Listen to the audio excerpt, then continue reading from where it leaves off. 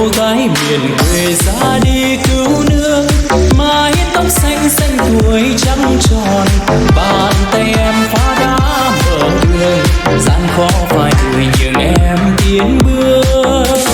Em có nghe tiếng súng nơi tiền phương rung lòng, miền Nam tha thiết gọi cả nước ta lên đường. Tiếng nói Bác Hồ trong tim người sáng như sao mai lấp lánh dõi núi rừng, soi cho em đắp chặng đường trên đất quê nhà tổ quốc yêu thương, đôi con đường mới anh hùng.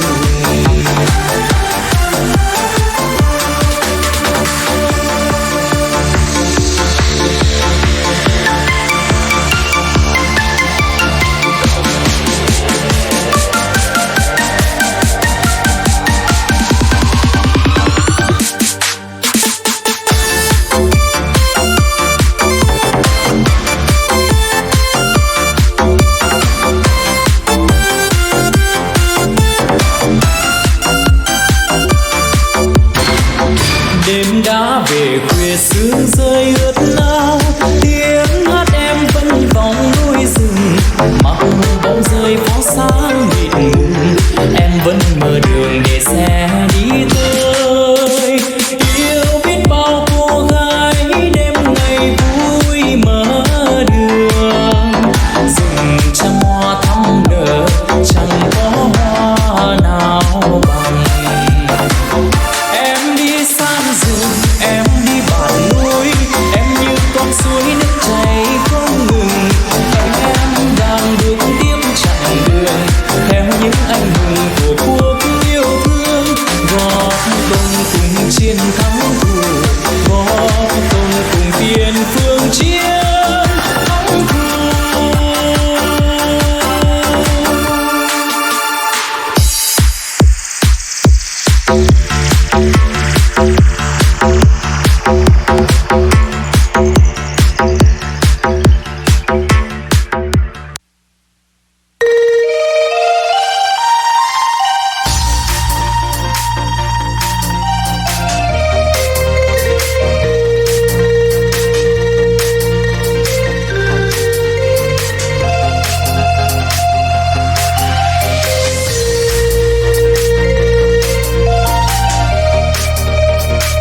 Rừng cây xanh lá muôn đóa hoa mai mừng đón xuân về, vui trong nắng vàng đàn bướm trắng bay khắp rừng hoa, ngập ngừng bên sói nước reo quanh mình như muôn tiếng đàn, bâng khuâng nỗi lòng nhịp sáo ai đưa tiếng ca rộn vang.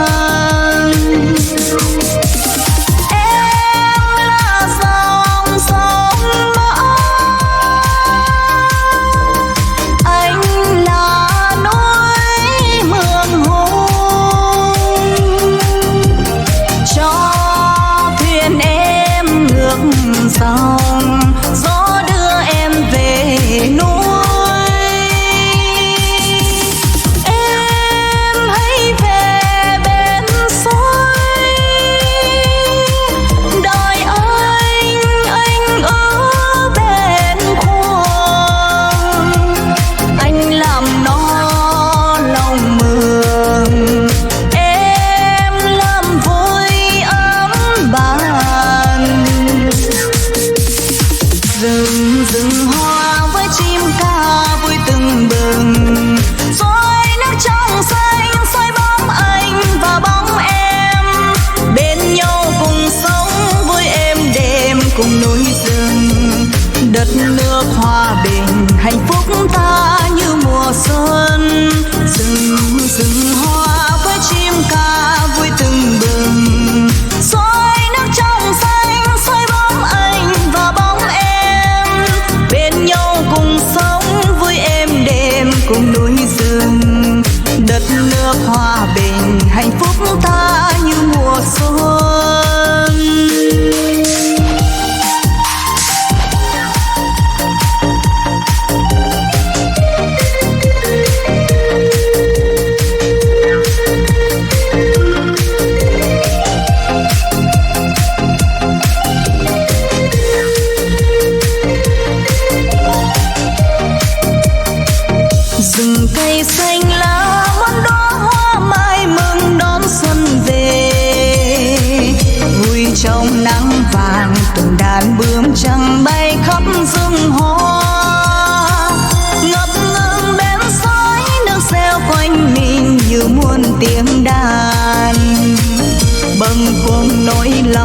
nhịp sáo ấy đưa tiếng ca rộn vang. Em là dòng sông mãi, anh là núi mường hùng, cho thuyền em ngược dòng, gió đưa em về núi. Em hãy về bên suối, đợi anh ở bên khuôn. Anh làm nó lòng mường, em làm vui ấm bàn. Rừng hoa với chim ca vui tưng bừng, xói nước trong xanh soi bóng anh và bóng em. Bên nhau cùng sống vui êm đềm cùng núi rừng. Đất nước hòa bình hạnh phúc ta như mùa xuân. Rừng hoa với chim ca vui tưng bừng, xói nước trong xanh soi bóng anh và bóng em. Bên nhau cùng sống vui êm đềm cùng núi rừng. Đất nước hòa bình hạnh phúc ta như mùa xuân. Em hãy về bên suối, đợi anh ở bên khuôn. Anh làm nó lòng mường, em làm vui ấm bàn. Rừng hoa với chim ca vui tưng bừng, xói nước trong xanh soi bóng anh và bóng em. Bên nhau cùng sống vui êm đềm cùng núi rừng. Đất nước hòa bình hạnh phúc ta như mùa xuân. Rừng hoa với chim ca vui tưng bừng, xói nước trong xanh soi bóng anh và bóng em. Bên nhau cùng sống vui êm đềm cùng núi rừng. Đất nước hòa bình hạnh phúc ta như mùa xuân.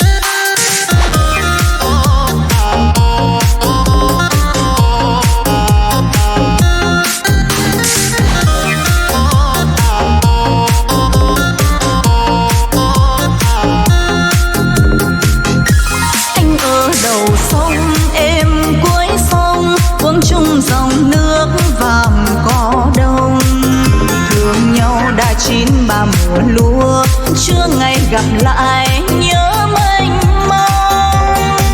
Ôi bát ngát chân trời miền hạ, tim tình yêu tim cả ước mong.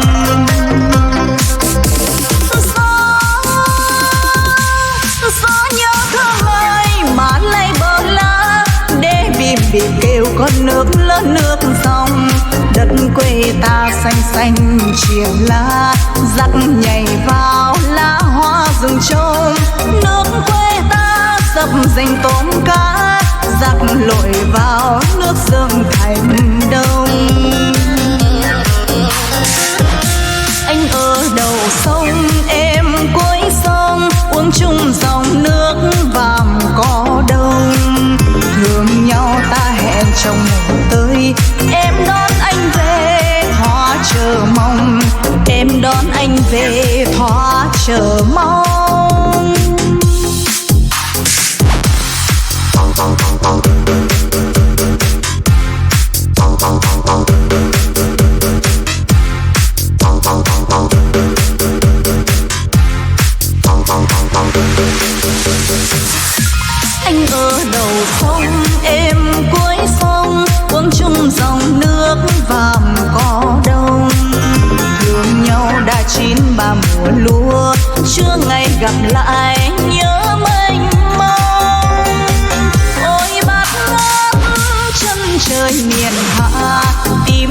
tình yêu tim cả ước mong.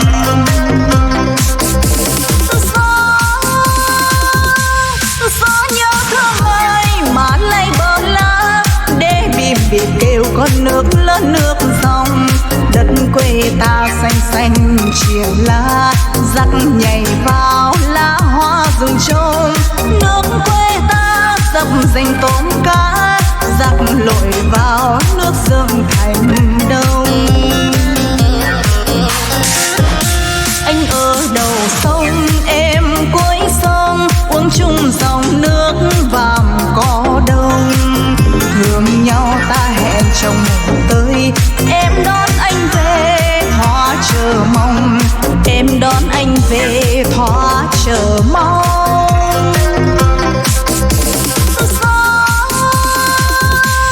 Gió nhớ thương ơi mà lay bờ lá, để bìm kêu con nước lớn nước dòng. Đất quê ta xanh xanh chia lá, dắt nhảy vào lá hoa rừng trôm. Nước quê ta dập dành tôm cá, giặc lội vào nước dâng thành đông. Anh ở đầu sông em cuối sông, uống chung dòng nước